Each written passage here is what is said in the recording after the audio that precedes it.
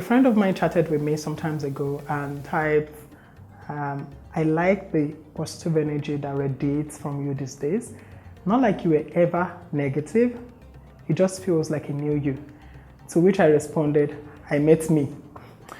Then the response he gave me was very, very hilarious. He said, I have been trying to book appointments with me for some time now. That really cracks me up because I know how it feels like to be booking an appointment with yourself and you never really meet up, you never really keep up with that appointment. The topic of today is how to stay positive in a negative environment.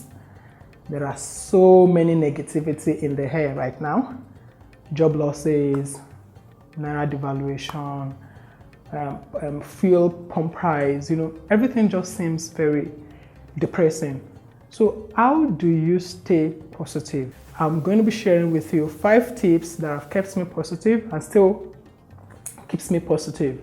The first one, I read, listen to, and absorb only positive information. There are some programs I don't watch on TV, like never. I don't watch news.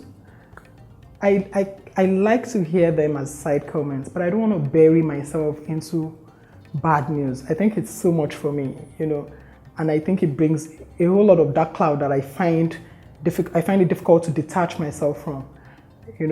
If it's not something positive, I try as much as possible to spend less time. That's why on Facebook sometimes I watch little Emanuela's comic videos. I find that very interesting. I laugh and life goes on. Then the second one, I stopped worrying about things I cannot change. I believe God is fair and He doesn't make mistakes. There are some things we have in our lives that we cannot change. And if you don't understand this, you keep trying to change it and you spend a whole lot of time, on it, and it won't change. So at some point you have to understand the things you cannot change and worry less about these things and focus more on the things you can change, which now takes me to the third point. If I know I can't change a situation, I act. I don't complain. I keep saying this to so many people, I don't complain, and it also helps me, it helps me remind myself anytime I'm about to complain. It reminds me of the commitment I've made to myself and the commitment I've made to people. Come on, why complain? Half of the people you complain to are happy it is happening to you and not to them.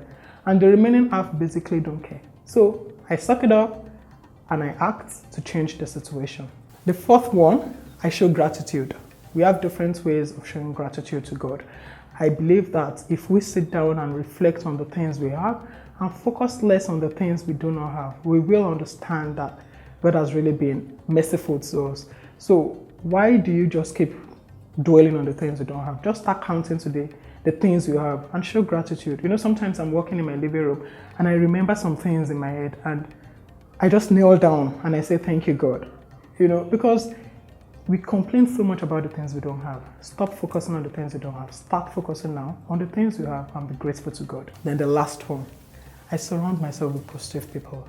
If I relate with you today and I realize that my positivity index or my excitement index deflates, I consciously create a gap. If you are not pushing me forward, if you are not encouraging me, if you're bringing out the worst in me, then we have no business together. You need to understand that not everybody will support your dreams, not everybody will be as positive as you are, but you should, at every point in time, run away from negativity. Basically, these are the 5 tips that I'm going to leave here with you. I'm sure there are more, but these are the ones that readily come to mind. So I'm sure you can pick 1 or 2 things from this. I want you to remember that if you correct the state of your mind, the rest of your life will fall into place. Until next week when I come your way again, I remain yours, Adebola. Cheers.